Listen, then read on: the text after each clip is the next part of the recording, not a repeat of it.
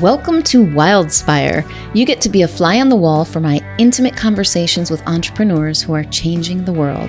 I'm your host, Stephanie Benedetto, coach, storyteller, and unmarketer at The Awakened Business, helping coaches and change-making entrepreneurs unleash their inspired message and share it with playful unmarketing.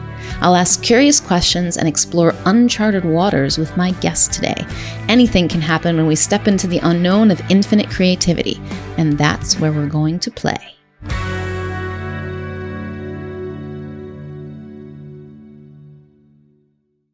My guest today is Michael McDonald, a transformational coach and dear friend of mine, and I am thrilled for you to make his acquaintance. He is funny, wise, just a little bit nerdy, and a source of powerful, insight-provoking questions. When I invited him to this conversation, Michael asked if I wanted to go more spiritual or practical. As the two of us dive into both of these worlds, well, this episode took a decidedly spiritual turn between bouts of irrepressible laughter. Let me tell you a little bit more about Michael McDonald. Michael is a transformational coach for entrepreneurs and executives. He engages life as a gentle warrior philosopher devoted to bringing more consciousness, ease, and awesomeness into the world. He is the creator of Relational Alchemy and Masterpiece Days and is well known for his daily wisdom quotes. And this is a quote from Michael. Something awesome is trying to happen, and your job is to allow it. I'm happy to introduce you to Michael McDonald. Hello there, Michael. How are you? I'm good. You gave me the thumbs up already. I'm taking that as a good sign. It's like, yes, it's recording. It's working. We're live. We're alive. It's good. It is. I'm really happy to have you here, Michael. And I want to just share how I met you and why I am choosing to have you in my life continuously. And actually, when I very first met you, I was a little bit intimidated. I think it's your deep voice and the aura of wisdom that you wear so gracefully. And I'm making a joke of it, but I actually was. I think I was also a little more intimidated in general at that time by life and the people in it than I am now. This was a couple of years ago. But what I came to appreciate very quickly about you is the special brand of wisdom and humor with an appreciation of the absurdity, the absurd beauty of being human, that simultaneously you can say something that provokes insight and has me hysterically laughing. That is my kind of being. And it's also why I chose to work with you as my coach. And I want people to know that, because I wouldn't, there's a special relationship that, at least for me, that I have with someone that I choose as a coach or mentor. And I have that trust in that experience of what you see and the value of it and the wisdom of it and the lightness of it at the same time, which is something that's super important to me. So I just wanted to share that before we begin. Aw, I feel all like soft and squishy now. Just don't melt. Sweet. I need you for at least the next at least the next 45 minutes. And Stephanie she'll just keep on complimenting me for another hour. I'll be the puddle in the corner here. Yeah, thank you for allowing me to do that. You had no choice. This is my podcast. I get to do what I want. I could apparently. try to talk over you and stop you. Like, please, no, stop. God, no. So, Michael. Yes. What is... I'm going to laugh too much during this. What is the most alive for you right now as far as what you're seeing in any area of your life and business. I would love to know. It's almost like what's more like, yeah, like what's more current for me recently. I like drastically simplifying, like, letting a lot of things go and slowing down even more, which for people who know me, it's like, there's slower, what? More relaxed? Are you okay? So yeah, like, and it doesn't even feel like an intention, like, oh, this is something I'm doing or creating, as much as it's a following of like, ooh, there's even less to think about. There's less to figure out. There's less to do. I'm spending more time just reading and napping and luxuriating. And there's like the little parts of my brain that every once in a while it's just like, shouldn't you be going off and creating something huge and awesome right now? Or like boldly going forth to the next level of life. And the wisdom sort of comes back like, nah, I'm just gonna hang out here even more. And I have even more trust in that. Even more trust in like seasons. And it feels very much like I'm going into a deep sort of surrender process right now. Like, I've already handed over some aspects of my life to like wisdom, to just following my knowing. And when I don't know anything, I just wait. I just don't do anything in that direction. I think I've successfully handed over much more of my business. I don't think all of my business, but more of my business over to that recently, where before it was a bit more directed, intentional doing. I've relaxed even more in that direction. And yeah, and part of it's just like it's after a wave of lots of study, lots of learning. I think I'm like probably just digesting now subconsciously, because there's so much that I've studied over the last couple of years. And I was in an energy healing school, which recently completed like a week or two ago. And so I think I might just be still digesting all of these, digesting and letting go of all these mental models of the way that the world works, the way that I work. And yeah, so things are getting simpler now for me. So I've become even more chill. Wow. What is it that it seems like, what is it that you're surrendering? If this is a season of surrender? Yeah, I've been very much for the last couple of years asking a bunch of questions. Like, a lot of this was especially in between the energy healing school and three principles. The way that things are described, they conflict with each other often. Like, different schools of thought are pointing towards the other school of thought saying, don't do that. And the other one points back and says, don't do that. And I'm doing both. Just holding paradox here. And you are breaking all the rules, young man. Yeah.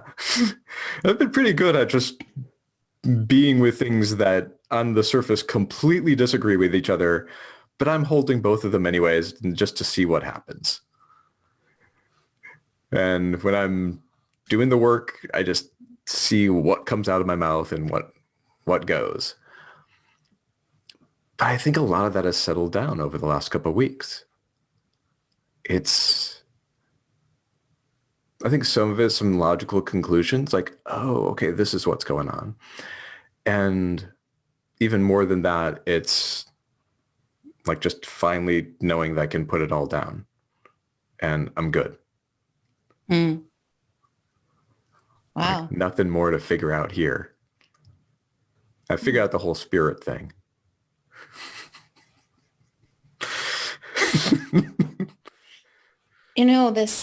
This is reminding me of something that I've really started seeing a little bit more just in the past day or so.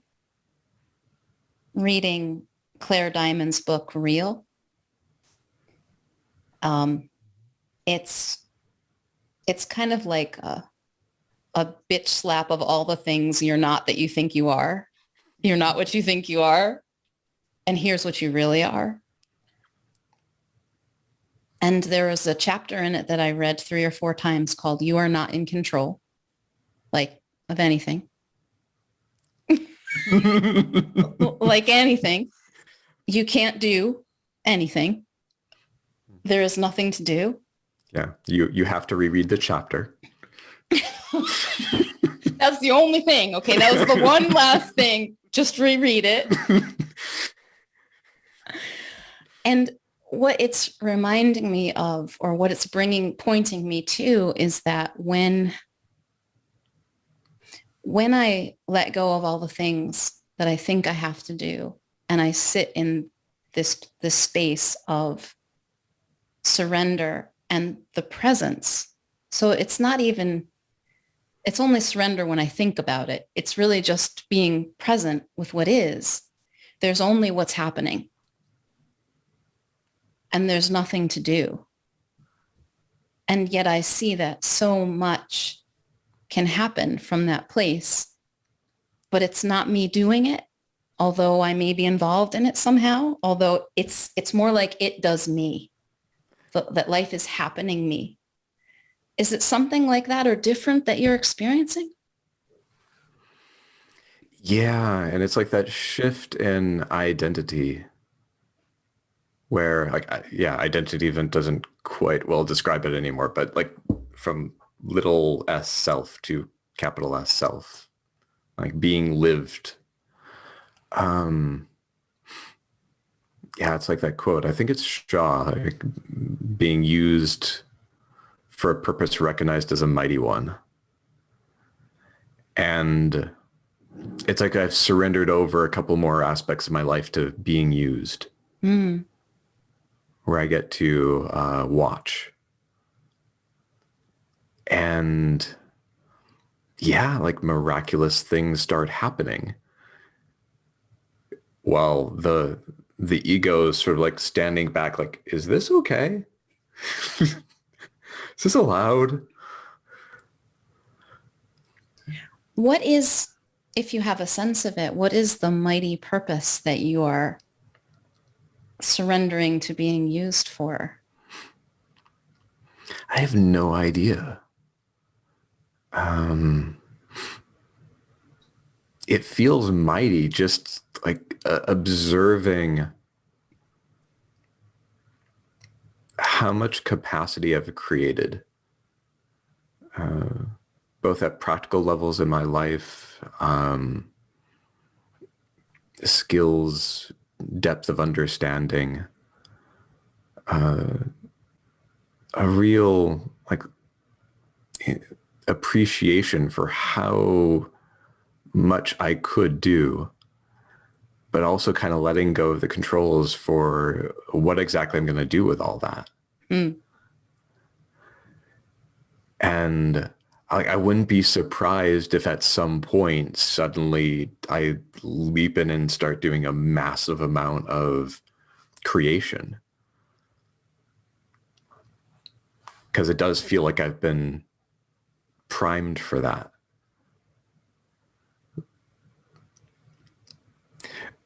But yeah, it's so like when I think about the future, we're like, maybe that's going to be tomorrow. Maybe that's going to be a year from now. It's like no peeking. I really don't know what I'm going to do tomorrow. I really don't know like what is trying to emerge through me, but I'm allowing even more, like whatever wants to emerge through me. And like a lot of my journey over the last, I guess, 10 years, really, just like since I started coaching professionally, has just been focused on allowing more and more to emerge within one-on-one work, I imagine there's a lot more coming. Mm. Yeah. It sounds to me like what I think most people would call a mighty purpose is not how I see a mighty purpose.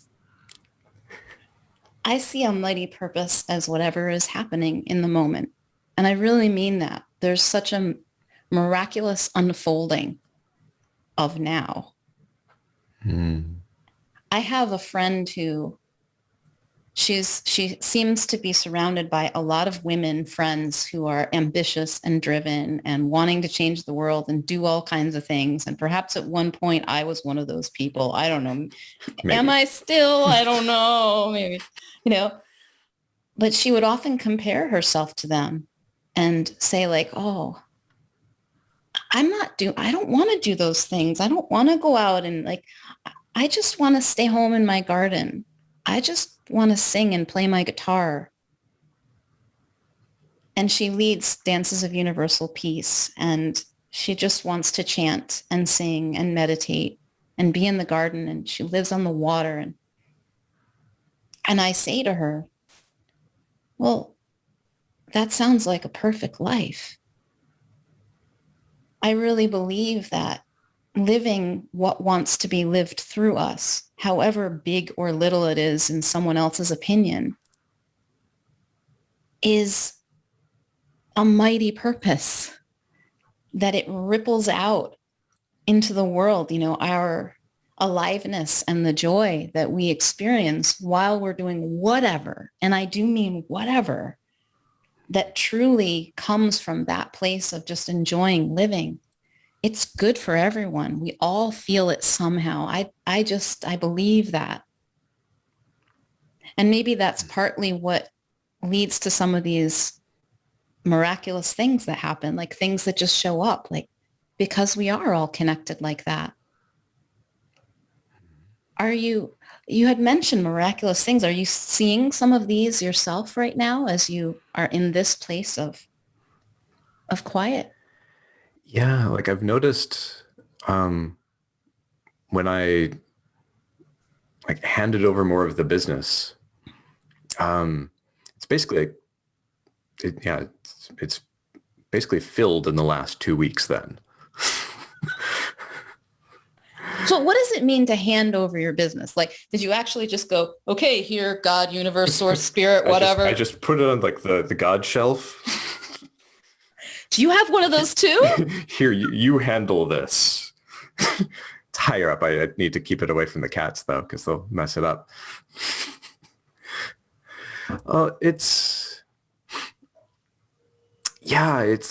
I start to recognize anywhere in my business, I've been doing this a little bit like elsewhere in my life as well, but especially in the business, anywhere where it felt strategic. Like, okay, well, so I'm going to do this and this and this, and here's a plan. I'm going to like create this offering that will like move people into this community and regularly create for them so that I can fill this program and do this and this and this. And I just sort of recognized it wasn't that I didn't want to do it, but it wasn't that I really wanted to either. It just sounded sort of engineering-like. Like, here's a way to do it. Like, it's doable. And it was kind of cool to create something, but it wasn't inspired. And actually a distinction that I've been playing with recently is, I forget who was like Mark Manson, who has like the hell yes or hell no. Mm-hmm. I've become a default nah. Like that's the way that I approach life. Just by default, everything's nah. It's like, do I want to go to this event? Do I want to do this training? Do I want to create this? Do I want to do this? Or it's like, nah, unless I get a clear yes. So what happens when, like, what's the experience? You're like, nah, nah, nah. And then is it like, yes, like something seizes you? Or actually, no, it doesn't need to be dramatic. It's a clear yes. Like, yeah, I'll do that. Mm-hmm. It's like it's how I've started deciding which trainings to still go to, whether to attend like various optional classes and such within Or like talk to me trainings. on a podcast. Talk to you on the podcast. Like, yeah, I'll do that. I want that one to be like a yes, like hallelujah. No, just It's like occasionally I have those, but yeah, it's become more of a just like clear yes. Like, yeah. I'll do that. But the default now just creates space. And it just sort of like fits with my personality as well. Like it's not super dramatic. Like I don't need to like pull things towards me or push them away. I just sort of like drift by like, yeah, I'll take this. And it's like, oh yeah, this is good. And no, I guess I'm just floating for a while. Are you just shopping at the Galactic supermarket or something? Are you like, I'll have one of these, sure. Yeah, and I'm not even controlling my hands. Like apparently I'm going for this one. It's like, okay, this one. Yeah. And like something they just connected as well. I've been like, one of the things I have been studying more recently is I've been getting into more Nondual teachers, even for like getting recommendations for Nondual teachers. Like after the energy healing school, I want to find all the different perspectives.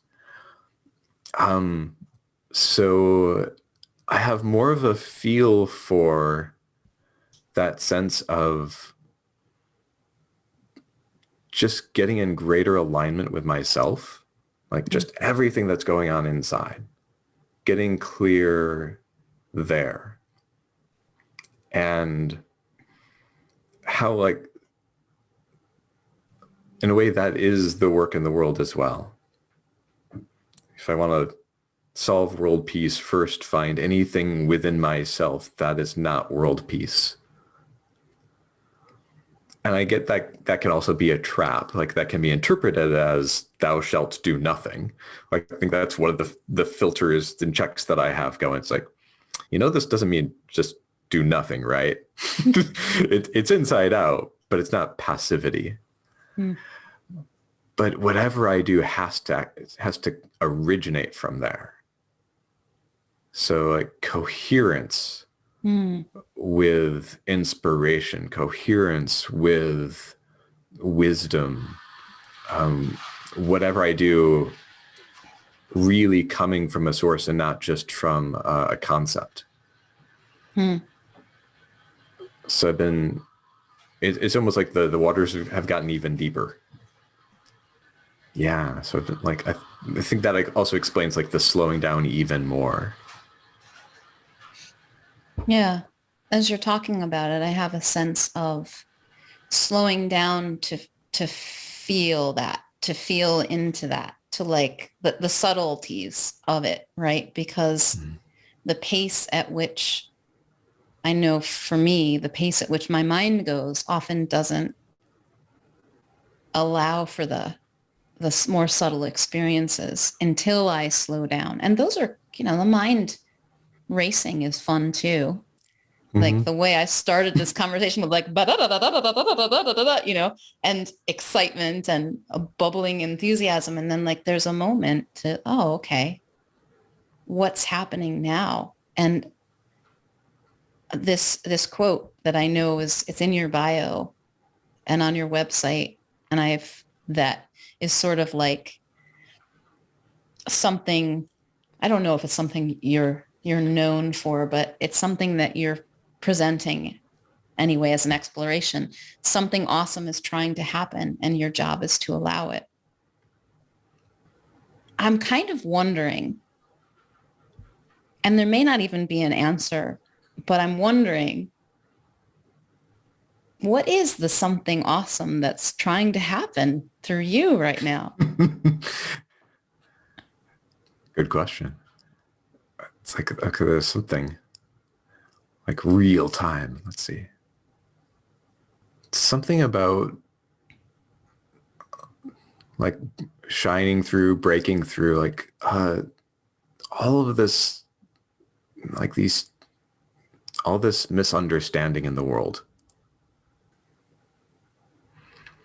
so much has become clear to me. And it's like I go out in the world, the people I work with, the people I see, everything I'm like reading about, and I just see how confused everyone is innocently.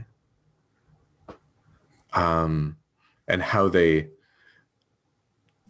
just react by getting even more confused, getting even more caught up. And it's not a criticism, and it's not even like a worry about it as much as just like, I kind of want to be able to magically point out to people that it's like, if you try looking in the other direction,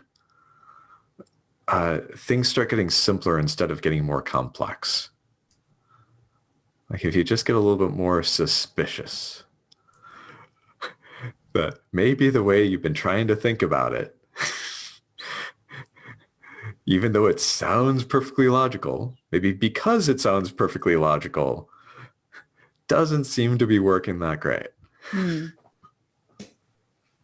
How do we look in the simple direction? I think part of it is a willingness to, or like when you can feel yourself thinking about your thinking about your thinking, when you can feel yourself spiraling into thought and it gets tighter. Like one version of this is like, it doesn't help to be serious about something. Just something that you beautifully like embody, like not being serious about things, like having fun with it. Yeah, I'm guilty of that. Yeah. That's a lot of the fun that I have when we work together too. It's like we're clearly not going to take this seriously. Not even a little. I mean, occasionally something comes in and I'm like, beep, pop, pop. But like, I want people to get really suspicious of when things seem serious, when things seem dramatic, when things seem heavy. What's one of the ways I described it? Like thoughts that you make matter, like have weight to them. Like you start making things serious. Everything starts to feel like a Shakespearean drama. And like that way madness lies. Getting that when you're in the midst of a Shakespearean drama, it feels dramatic and it feels really important to pile on even more drama. Like if you're a Shakespearean drama, you just clearly need to kill someone. Somebody's dying. Yeah. And clearly you are right and they are wrong. And anyone who tries to convince you otherwise is them and they're very wrong. And it's like very black and white. So like I have a ton of compassion for that experience. Like that's one of the things I've acquired over the last couple of years. More and more compassion for what it's like being caught in this downward spiral of seriousness and overthinking. So finding ways to have them look elsewhere or realize that there's parts of them that are actually elsewhere, or parts of their life that are working beautifully, they're probably not taking that seriously. Like if you've ever noticed the second most important project in your life is usually the one that you make tons of progress on because you're procrastinating against the first very most important project. And some people like might just use that as a strategy. It's like, okay, well, I'm going to make the most important thing the second priority project then, and say that like make the most important thing something that I don't actually care about. It's like, no, your brain's too smart for that. Like you'll just mess it up. It's like trying to add strategies. Like there's the layers and layers of coping strategies. The emotional ones, the intellectual ones, and the smarter they are, the more elaborate they get, which is really kind of awesome and commendable if it weren't for creating so much confusion and suffering at the same time. So I've been hanging out more in like, what's it like without coping strategies? What's it like if all of that was let go? And that includes the facing all this stuff, the uncomfortable feelings and memories and the coping strategies that you really don't like, facing those and also like seeing beyond those. And then that's the chill space that I've been hanging out in, I think. Or it just might be another coping strategy that I'm stuck in. It doesn't probably have is. it does not have a strategic feel about it, though. No. It could become one if we Yeah. tried. I'm sure we could turn it into a coping I'm going strategy. to do chill. And you too can be this chill. Just sign up for my group program. Oh my God. This morning, I was listening to some new music, like this summer's hits. Someone's predicting, they have a crystal ball and these are going to be the summer's hits. So I don't even know what song it was. But I like listening to new music and discovering things. And there was a song it was a sad love song. I have a fondness for melancholia, as I used to call it, like, oh, like crying my eyes out with songs. It feels so good. And it was a sad song, but it was a love song, actually. And it was about every time you're in the room, I'm whole. And when you leave, I'm not, right? Immediately suspicious. Yeah, you're suspicious. But it was so cool to listen to it because I heard something. And what I heard, it actually moved me to tears, not the kind of melancholy tears, like they were beautiful tears, because what I heard in it was like the misunderstanding, first of all, the misunderstanding that this other person is making them whole. But what they were seeing, I was like, yeah, you are whole. It's just not that person. You always have been. And it was like I heard it sung by a person to the universe, or by me to the universe, going, oh, thank God I finally found you, that we're always here with me. And I was like, oh my God, this is so beautiful. And it was bizarre to be having those dual experiences at the same time, of the misunderstanding about this person, this job, this house I live in, my children, make me whole, complete me. But having discovered this gratitude for what I've always had and didn't know I had, the home inside of me, where I've always been, like really been complete, not just in some self-help mantra way, but, oh, really? And I'm so glad that I discovered you. You know, it's not a discovery. It was such a beautiful moment, and so surprising that it came in that form. It's beautiful. And yeah, I'm feeling really touched. And since I've been like swimming in non-dual waters, and there's of course the metaphor of the ocean and the ocean waves, there's the beauty of like the universe can't really connect with itself except through us. Like we can only like find our deeper selves through relationship. And so it can feel like it's sort of like we weren't not whole. We weren't partial before. But it's the recognition of wholeness. It's the experience of seeing. And there's like the beauty of actually like connecting with someone.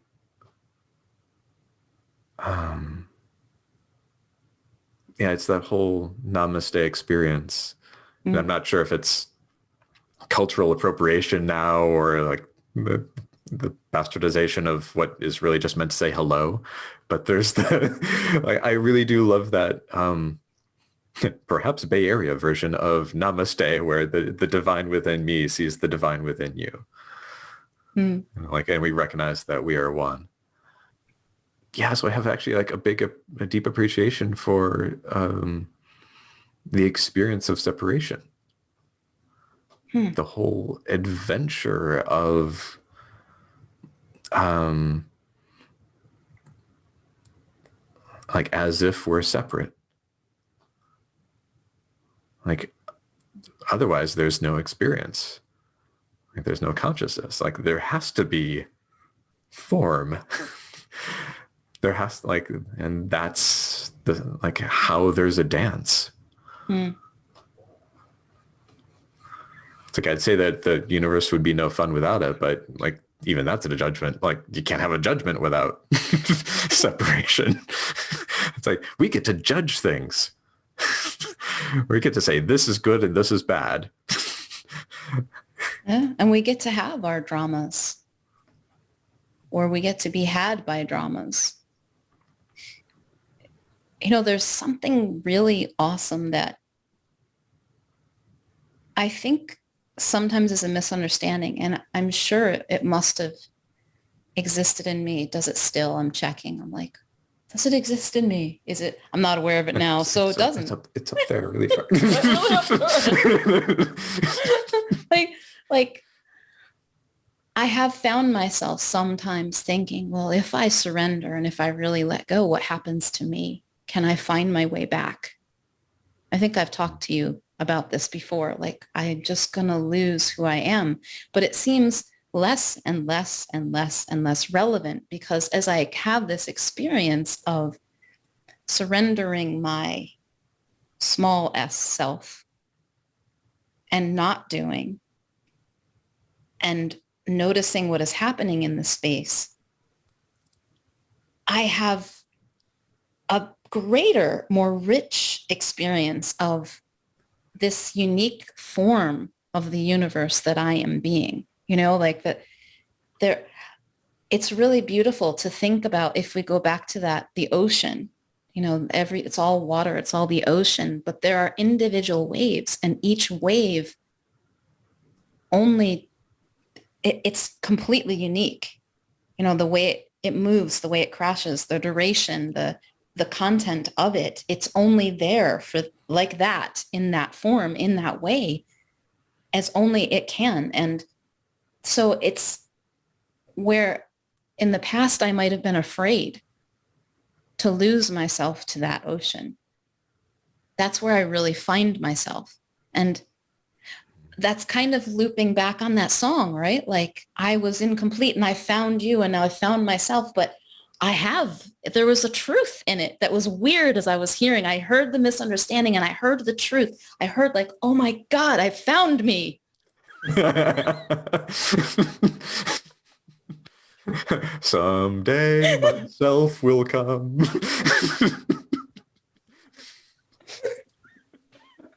Oh my goodness. Yeah, like something that hit me is like authenticity, like the topic of authenticity.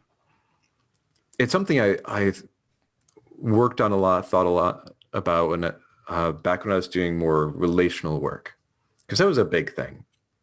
And authenticity was all about, it became all about like saying what's on your mind, which in retrospect, that sounds kind of horrible. Sometimes with what's on my mind, absolutely. Yeah, it's just like, there's limited value to that. Like there's a little bit something about like acknowledging and externalizing, but it's more of that's more of an intervention rather than authenticity. But what I eventually learned about authenticity is the less I thought about myself, the more people seem to really resonate with me being a fairly unique person. And people were like drawn to me, and there's like sort of a sense of Michael McDonald.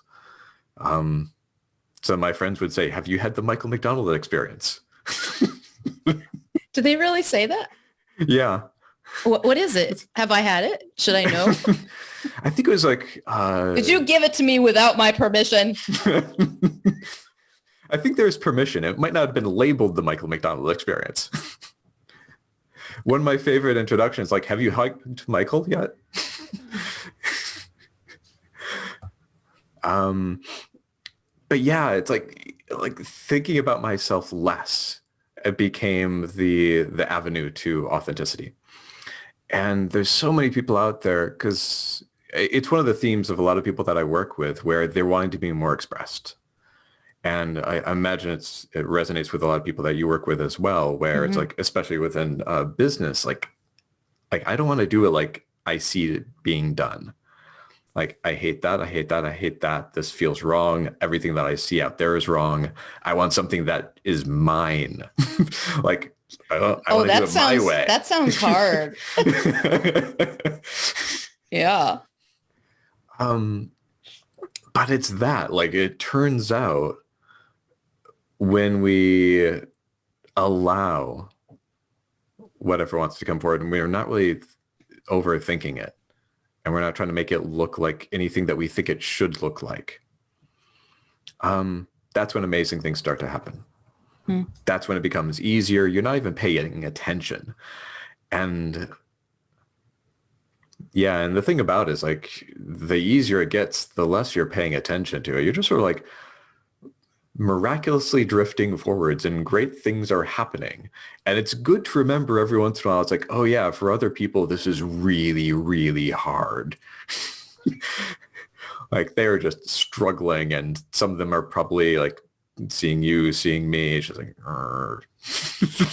damn them. Can you, because I'm putting on my hat of that for a moment. Can you give me an example of it, or what that might be like, or even from your own life, or something that you've seen of what it is to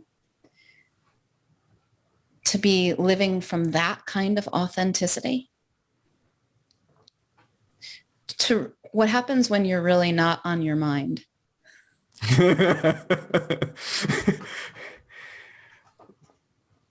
Versus when you really are on your own mind. Yeah.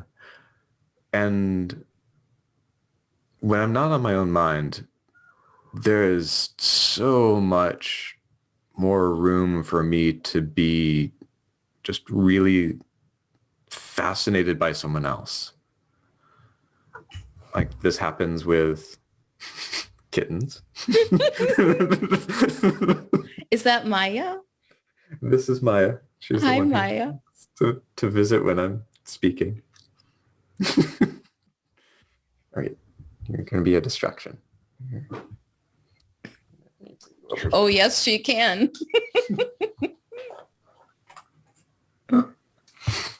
Anyways, before I was so rudely interrupted, like I bet that you can relate it.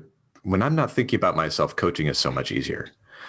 I think coaching is one of the things that's actually really helped me with this, because it doesn't help if I'm thinking about myself.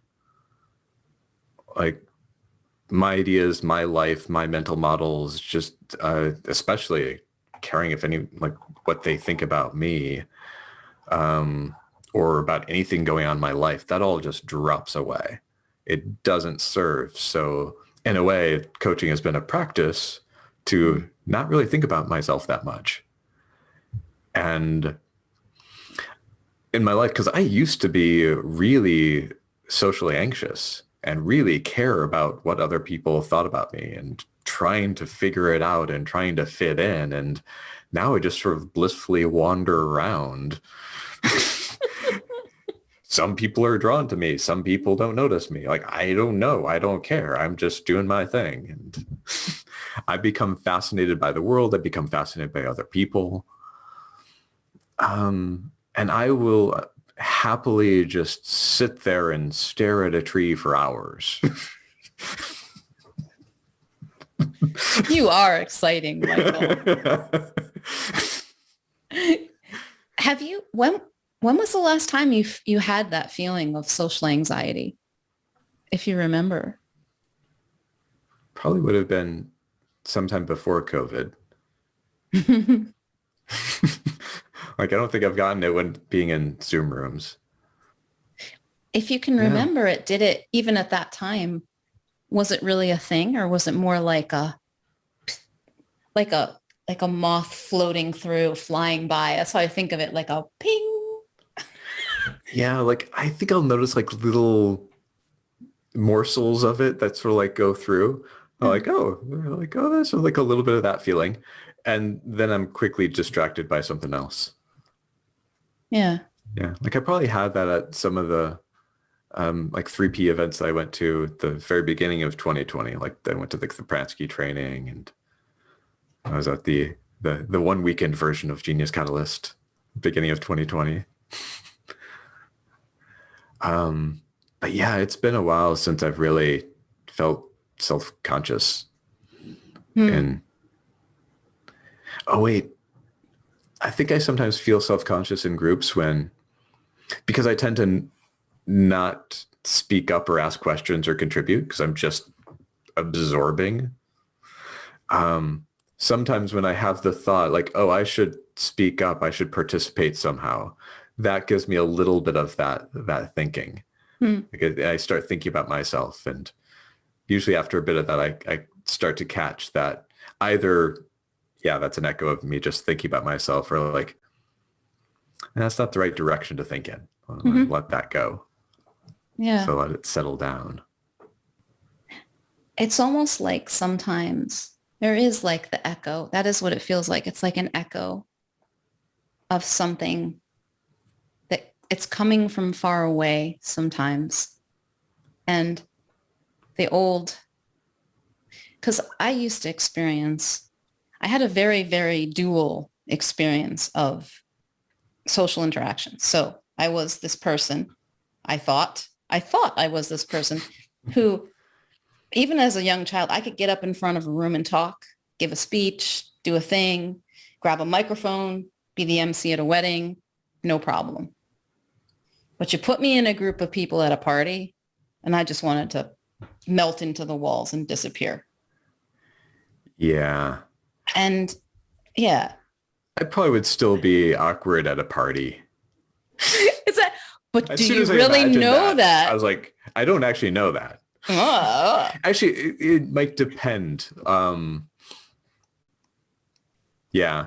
Like, yeah, if I was in a party with like strangers or mostly strangers, if it was a party where like if I knew a certain percent of people, I probably would create the story that I'm fine.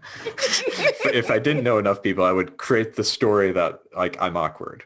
I'm going to make it my mission now to invite you to a party and where you don't know enough of the people. We'll establish what that is beforehand enough, and then we'll see what happens. It's an interesting thing, and I'm not sure why I bring it up, honestly, other than Why not? it's so relatable, this self-conscious thing that we do. And I don't think it's something that we have to be afraid of or try to get rid of. It is, as it seems to me, what my mind does. It reflects upon itself in a way that is not helpful a lot. It's a hall of mirrors. Yeah. And it creates this story of self-consciousness in whatever way it plays out in different people. For me, it was very insecure, questioning, am I doing the right thing? Is this okay? Am I being too fill in the blank, whatever I'm being? And when I know that that's just what my mind does sometimes, those are just thoughts that occur to me sometimes. It really is like batting away bugs, or not even batting them away. It's, there's not even anything to do, and there's so much else. I like what you said about just look in a different direction. If you notice it's that, ooh, this is constrictive. This is not a fun direction. Like there's always another direction to look in. Mm-hmm. And just noticing that I'm doing it, I don't usually even have to try, because until I see I'm doing it, I don't know there's another direction. That's just what's happening, right? And then as soon as I know, oh, this is happening, something else can happen. Yeah. I think one of the things that I've gotten good at through my like 16, 17 years of transformational work, that's all, is being okay being in a disturbed place. Like being okay feeling anxiety, feeling awkward, feeling whatever. feeling fear, feeling sadness, feeling anger. It's just like, okay. It's not resisting my experience. So I can feel bad, but I don't go into the spiral. I don't pile on things trying to not feel bad and then trying to not feel tight as I'm trying to stop myself from feeling bad, and then trying to be an evolved, like, it's like well-studied yogi meditator in order to not get caught up in my thinking. Like sometimes just like, ouch. And then it tends to not stick around as long, not be as problematic. And enough trust in, just like willingness to think something else. Like sometimes it's just like, okay, get up, walk to the other side of the room, do something else. It's like looking in another direction. Things like, instead of problem, it's like, okay, well, what do I want to create here? And sometimes another thing that I'll do, which, have fun going really in the direction of the disturbance. I love that one. Tell me what that looks like for you, Michael. Well, it's like if I'm angry, like let myself get really angry. Just like go in. Actually, it's not quite like anger, because I sort of like drop the label, but I go into the experience of it. Actually, I think this probably happens most often for me, like getting tired. If like a lethargic energy comes over me, very common way that I engage is I just allow myself to get really sleepy. Then I end up like sort of like, I might curl up into a ball, fall over onto the floor, and just like get really relaxed. And then like I fill up with energy. And actually a very similar pattern that a common flow for when I follow the energy is if I'm tense, if there's like an efforting or trying or like a little bit of like rigidity, I will actually start tensing up even more. For a while, like I had a pattern which I sort of called the statue, like where I just didn't move anything. And then I would just get really still and I would just tense all over my body and I would start curling up. And as I tense more and more and more, I'm actually engaging muscles and actually building up heat. And eventually that sort of like moves into like expanding and feeling really powerful and really energized. So there's this move from one energy that becomes something else, but I have no idea where it's actually going to lead each time I do it. Like I'm a big believer in, like loosely I'll call it shamanic process, where it doesn't need to make sense in order to know that it's leading somewhere good. Yeah, that's one of the things that also has me like not really resist an experience. Sometimes I just step away from it. It's just like, I don't need to think or feel that. It's just background noise. Sometimes if I'm like going into it, it's like, okay, let's see where this takes me. That's really cool. I think my first experience with something like that was actually in a Sam Harris meditation as part of his Waking Up app, where he would ask us to, he asked me to bring up a feeling of irritation, a thought that's irritating, or regret, even a regret, like, oh God, you don't want to deal with those, right? Bring up a regret and don't think it. Let it be an object of meditation and notice it. Notice your body and what happens in it. And just notice what happens. Notice how it moves. And it was my first conscious experience of the half-life of an emotion being so short. It's like, unless I feed the thought with my attention, unless I feed the thought with my attention, so that the feeling might be in my body, but if I'm not feeding the thought, it just goes. And it was hard to maintain it. Like if I had to bring it back to, and I went, oh my God, I didn't know. And like, if it's persisting, I must be feeding it something. It's like there, what do you see in that? What it reminded me of, like, what are the hints early on that perhaps like coaching was a good avenue for me? Because I was doing professional acting training, but it was really difficult to try to keep myself in a mood or try to get myself in a mood. Because like as an actor, we try to trigger ourselves. Like, what music can I listen to? What thing, like memories can I think about? What can I do physically in order to get myself to feel like happy, sad, angry, like, and all these different like keys on the keyboard of emotions, and to do it in such a way that actually maintains a mood. But I would like try something and it would immediately go away. It just like wasn't that sticky. Partially because like I was trying to do it as a thing, but in a way, failing at doing that was helping me not get attached to the stories of my emotions, and just like allowing the idea to drop, so it's just energy in the body. Yeah, this is something that is so powerful when experienced. And until then, it sounds like a good idea. But once I saw it, I started seeing it more. How I do that all the time, how I create an experience. And if I follow it, I keep creating it. And if I don't, it just goes, and it can go so quickly.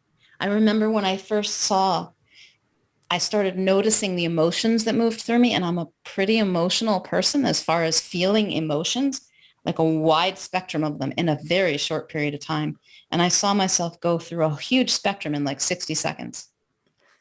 I had someone tell me something a couple weeks ago where I was just like, it was like, whoa, whoa, whoa, whoa, whoa, whoa, whoa, whoa, whoa. Like I felt so many different things. When I thought about it, I didn't know what to feel, but all I could do was feel. And then I just waited till I settled in it, But when I first saw that, I thought, how are we not insane? How have I not been crazy? And I didn't know that was happening, that I was having all these thoughts that had all these feelings that came with them. And they were so different. It was like I had multiple personalities. And now it's just a part of, like, there's a beautiful rainbow of feelings that I get to experience, like the whole. You get to feel all of them. Oh yeah. Oh yeah. And sometimes simultaneously, not all of them. Sometimes it feels like it though. Like, my goodness. A lot of the original transformational work that I did was very catharsis happy. Like, it was very big on the idea of feeling big emotions, like as if there were a lot of emotions stored up that then needed to be released. And there's a real celebration of like the more and the bigger, the better. Mm-hmm. I've since recognized like, oh, that's what it's like when you're releasing, when there's a lot of resistance to releasing. Like there's still a lot of thought involved. Like the big flashiness and the catharsis and such is actually when there's a lot of thinking and beliefs and such that are butting up against the energy. When there's the allowing, when like something awesome is trying to happen and you just allow it, yeah, it's easy. Like it doesn't feel personal. There still could be like a lot of energy, but there's no resistance to it. So it's not dramatic. It might be fun and colorful like yours. My favorite reaction now for like really powerful healing work is the just relaxation of like, oh, yeah, I guess actually, I'm good.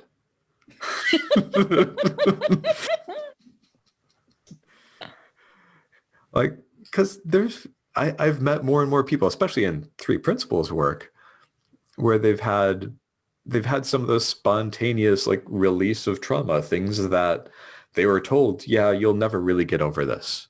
Mm. Like you'll just be managing this slightly better over time. And then through this realization, it's just like, oh yeah, okay. And then it's just like, if it comes back, it's a pale shadow experience of what it was before. Mm. One way I think of this, like the period that I'm going into right now, this sort of slowing down, some of it's integration. I also think of it as like, I might be developing a lot of traction. It's almost like getting like really close to the ground. Mm-hmm. Like allowing, which is also the opposite of distraction. I'm also letting go of distractions. Nice. I see what you did there. Language. By getting like so much traction. Like that's what one of the things that has me suspect, like maybe I'm about to do something huge, but then again, I might just be tricking myself. Mm-hmm.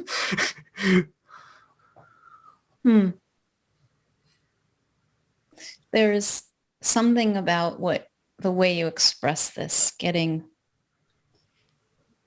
used the word clean, I think. Was it clean or clear? It felt clean and clear to me, whatever word you used. And of just not having a lot on any of it really is what allows something to move powerfully, because there's nothing to stop it. There's no friction. It's just like, bam. Yeah. Yeah. Like I'm even more willing to do less, do nothing, be simpler, in order to let go of anything that's noise, anything that's distracting, also anything that's secondary, tertiary, anything other than the clear yes. Mm. Like one of the distinctions I love is only tens from my friend Mark. And it's, yeah, only going for the tens in your life. And that means that you need to really keep an eye out for the 9.9s. Because those are the ones that will catch you. You know, I've come to see that. I was just saying today to someone that I don't think I know what I'm a yes for until it finds me. You know, like I couldn't tell you, oh, I would do this and I would do that and I would do this until like it arrives. Like, oh, I would never do that. It might arrive and I might go, yes. And I'm like, what? Where did that come from? That wasn't me, I swear. I never, like things are showing up in my life that I say yes to and I don't know why. Like it's not because they're bad. It's just like not me, you know? Mm-hmm. It's an interesting exercise. And I think you could probably do that experiment differently. Like what happens if you just wait for the tens? What if you only say yes to the tens? What if your default is no until you hear hell yeah? It doesn't have to be powerful, but it's just a hell yeah, clear yeah, yes, yep, doing this. It's and it's different from, I think that what you're proposing is different than I've heard some people say, which is like, I have this idea of what my tens are in my mind and I'm only doing those things, which is very detached from the experience in the moment, which may be something that I think is a 10 shows up and it's no, you know, something that I have on my bucket list may show up and I'll go, no. And yet something that I would have said, I'm not the kind of person who, case in point for me, wants to facilitate a community. I find myself all about that lately. And I'm like, where did that come from? It's so not my experience of my past self, but apparently it's happening and it feels really good. But it's, I'm saying yes to that. It's yesing me. Yeah. Like, isn't it cool to be surprised by yourself? Yes, it really is. Oh, goodness. Like, that's the fun of this. Yeah. Showing up to see, well, gee, what will Stephanie experience and be like? Who is Stephanie today? What is happening, Stephanie, now? Oh. Yeah. Like, there's so many, yeah, a lot of the people I work with, like they come to me and I'm helping them because at some point in the past, they stopped following, they stopped allowing. And they thought like, okay, now it's time to become an adult and to plan and figure out like for the rest of their lives, putting everything together, which becomes an existential crisis. Mm-hmm. And they're not really allowing anything fresh and new to come through them. They're not allowing themselves to be surprised by themselves because it's like they assume they have all the pieces now and now they just have to put them together. And they have to put it together right because there's one right way for them to, and now it's like the life plan, which needs to be perfect, needs to be right, and then they need to execute it perfectly. Oh my goodness. Until they die. And not surprisingly, these people are too happy. The more they're going into that, like it's into that downward spiral. So this freshness, but I also want to note like this freshness, allowing what comes through, like it's not the same thing as chaos. It's not like now I'm just gonna toss everything into the wind and like the spur of the moment I'm gonna just destroy everything and start over, because those aren't the things that actually occur to me as I'm following this. I actually end up creating a ton of structures and stability and resilience and safety and protection from risk as I'm going forth and following wisdom. Like wisdom seems to really like structure, at least in my life.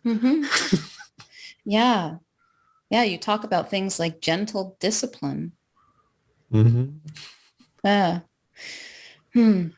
I'm huge on habits and structures and routines and like consistency.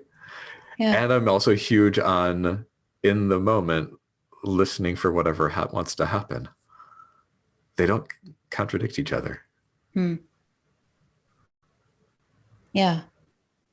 That's a beautiful exploration. So Michael, I need to draw our time together to a close for this moment. And yeah, but not really. Yeah, I know. Not really. Isn't that funny? I say that. Like I can go with the drama of, oh, we're parting. Parting is such sweet sorrow. I'm like, no, not really. But, and I mean that as in like, we're going to be chatting and laughing some more a couple minutes from now. Yeah. So but those listening, you don't get to listen in on that part. Oh my goodness. What a tease. So if people would like to learn more about what you're up to, how you might be able to help them allow something awesome to happen through them, where can they find you? The best way is I have a website, which is authentic-integrity.com. And you're also totally free to email me at michael@authentic-integrity.com. If you're as curious as I am to find out what I end up creating next, go to the website and sign up for the mailing list. Like that will probably be the next point of contact. Also, you can find me on Facebook, where I'm well known for posting a daily wisdom quote. Yeah, I'm going to highly recommend that if you do the Facebook thing, to connect with Michael on Facebook, because he just gives these one-liner wisdom nuggets that sometimes I'm just like, whoa, you just blew my mind, dude. And it's great. You want that kind of content in your Facebook feed. At least I do. I did. So I do too. That's why I started doing them myself. yeah, very cool. Well, thank you so very much, Michael. It's been a pleasure. You're welcome. Thank you so much. It's been great to talk with you. Thanks so much for joining me for today's Wildspire conversation. If you'd like to receive a weekly Wildspire email from me filled with inspiring stories, unmarketing experiments, tips for playing your way to impact and income without the hustle and hype, insights from my spiritual business journey, and more, go to theawakenedbusiness.com/Wildspire. Until next time, may you know yourself as the gorgeous wild creation you are.